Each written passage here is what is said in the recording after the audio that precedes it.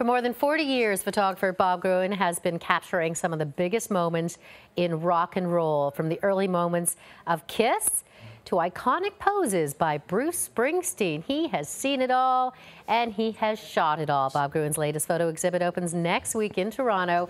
He joins us in studio this morning. These photographs are just so iconic. They keep on giving because there's always more stories to tell. Well, there are, and there's more things happening all the time. And this is your third exhibit at this particular gallery. Yeah, the List Gallery has been very supportive of me, and this time we have some new silk screens and a couple of new books that we're debuting here. And how do you decide, of all of your, your extensive library, which ones you're going to put into one display? Because I don't know how you would decide. Well, it's hard because there's a lot of good ones. We mix it up. There's a new selection in the gallery this time. And there's always favorites. Certain pictures people like, the John Lennon picture, the Led Zeppelin picture. Let's take a look at the John Lennon picture, because I think we've got that up, and you can tell me a little bit about, that. That became so famous, that photo. Tell me about taking it.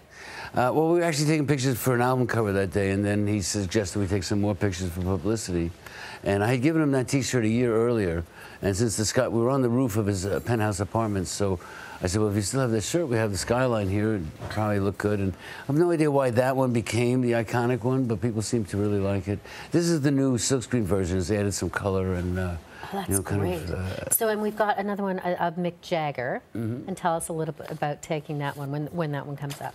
This is at Madison Square Garden. Actually, the first time I photographed the Stones, 1972. This is also one of the silkscreen versions that we made. It's got some diamond dust in it, so it really glows and shines. When you do a silkscreen version of this, it really brings it to life again. Yeah, it's a new interpretation. It's larger, and it really emphasizes, a lot of the feeling that comes out in the picture. Mick Jagger kind of looks like he's floating there, but he tends to look like that live on stage. Still today, he's amazing. Let's take a look at the Led Zeppelin photo. It's also part of the exhibit. And the Led Zeppelin, this is commonly seen in black and white. We've added the colors that were the original colors in the silkscreen version here. This one kind of sums up all the excess of the 70s. The plane is so big it doesn't even fit in the picture. That's how they dress. It's nice to have your own plane, Kidding. Debbie Harry. Well, Debbie's beautiful. This was taken at Coney Island. Again, this is one of the silkscreen versions. Debbie's just the most beautiful girl I've ever seen. She's kind of the Marilyn Monroe of our generation. You can't take a bad picture of Debbie Harry. And she seems to, in the photographs that have been taken of her, obviously, and the ones that you've taken, she seems to really enjoy it. Like, this is not a shy person. Well, she's very comfortable with it. She's very attractive. Like I say, you can't take a bad picture of her, so she's very comfortable with that, and it's done her very well. They still work today. They're playing all over the place. Are there rock legends that were more difficult to capture than others? Well, some are more difficult than others. Some people don't really like having their picture taken, but I don't see that as a problem. I see it as a challenge. When you accomplish something that's difficult, it's a much better feeling. So I don't really think of it as a problem. I think of it as a challenge. Let's take a look at one more of the Ramones. I think we've got coming up and photographing them.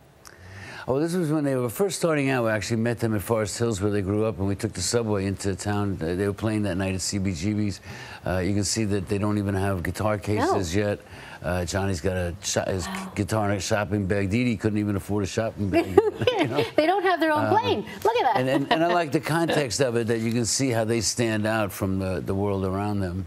There's so many. Definitely, they don't have their own plane. I don't think they ever got their own plane. Not to that far. Not every band gets a plane. There's so many amazing photographs that you've taken, an amazing story. It's come back when you write your autobiography. We're working on the biography. Yep, we're just getting a proposal together, so hopefully that'll be in a couple of years. At the List Gallery now, we have my new book about Yoko Ono. We made a book that was a gift, a birthday present for Yoko, and she asked us to publish it, so that's out now. And my new Clash book is out. A couple of different books down there. Would slow down, Bob. Thanks so much for coming into studio. Right. Well, thank you. And for more information about Bob's latest exhibit, head to our website, canadaam.ctvnews.ca.